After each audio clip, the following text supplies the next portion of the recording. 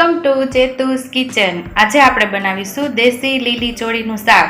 તો આ મેં અહીંયા ધોઈને 250 ગ્રામ ચોળી લીધી છે। તો આપણે હવે એને સુધારી લેશું અને પછી એનું આપણે શાક બનાવીશું। આવી રીતે બધી આપણે પાણી જેવું બનાવી લેવાનું। આમાં જે કૂણી હોય એને આપણે સરસ સુધારી લેવાની અને જે એવી થોડીક જાડી એવી હોય તો એની અંદર બી હોય છે તો એને ફોલીને આપણે આવી રીતે બી કાઢવાના હોય છે। તો આપણે આ બધું સુધારી અને બી ફોલીને કાઢી લઈશું। આગળના ભાગમાં જે હોય દાંડલા જેવું એ આપણે કાઢી નાખશું। હવે આવી રીતે આપણે બધી ચોળી સુધારી લઈશું। આવું ઝીણી ઝીણી આપણે સુધારશું ચોળીને। તો અહીંયા મેં 250 ગ્રામ ચોળી સુધારી લીધી છે। અહીંયા 3 મીડિયમ સાઇઝના બટેટા ચાલ ઉતારીને સુધારી લીધા છે। મીડિયમ સાઇઝનું એક ટમેટું છે અને આ લસણ અને 1 ઇંચ આદુનો ટુકડો હતો એની મેં પેસ્ટ બનાવી લીધી છે। તો આપણે શાક બનાવવાનું શરૂ કરીએ। ગેસ ચાલુ કરી અને કુકર મૂક્યું છે આપણે। હવે આપણે એમાં 3 નાના ચમચા તેલ ઉમેરીશું।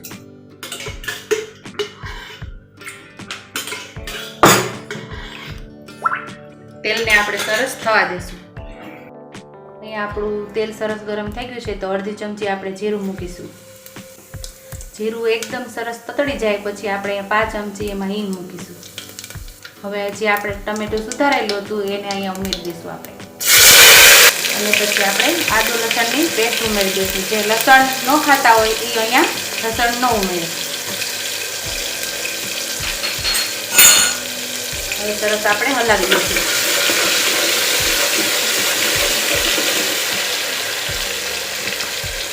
હવે પાછા આપણે બટેટા જે સુધારેલા હતા એને અહીંયા ઉમેરી દઈશું। વિડીયો પૂરો જોજો એટલે આપણે આમાં એકદમ સ્વાદિષ્ટ શાક બનાવવાનું છે તો તમને ખબર પડે કે કયા મસાલા ક્યારે ઉમેર્યા છે ને। હવે આપણે અહીંયા ચોરી ઉમેરી દઈશું।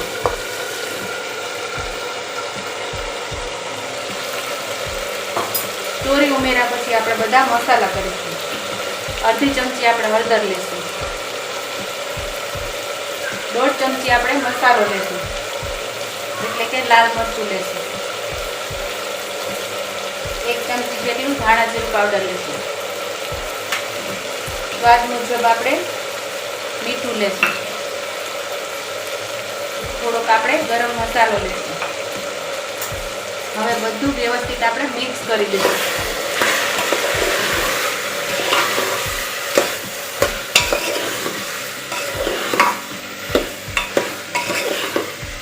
આપણે જે શાક આમાં ઉમેર્યું છે એમાં આપણે એકદમ સરસ મસાલો ભળી જાય એવી રીતે આપણે એને સોતરી લેશું। આપણું શાક વ્યવસ્થિત અહીંયા સોતરાઈ ગયું છે તેલ અને મસાલામાં। હવે આપણે અહીંયા પાણી ઉમેરીશું।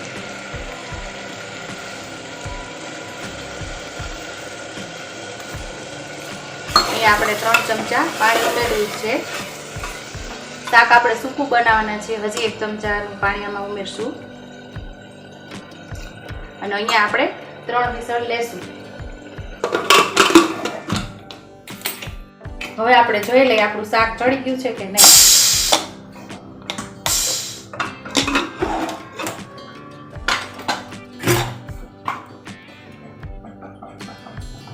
સરસ શાક ચડી ગયું છે। બધા કહે ને કે ચોટતું શાક આપણે બનાવવાનું છે તો જો અહીંયા આપણે ચોટતું શાક એકદમ વ્યવસ્થિત બનાવેલું છે તો તમને વિડીયોમાં દેખાતું જશે। એકદમ સરસ મજાનું આપણું શાક તૈયાર થઈ ગયું છે।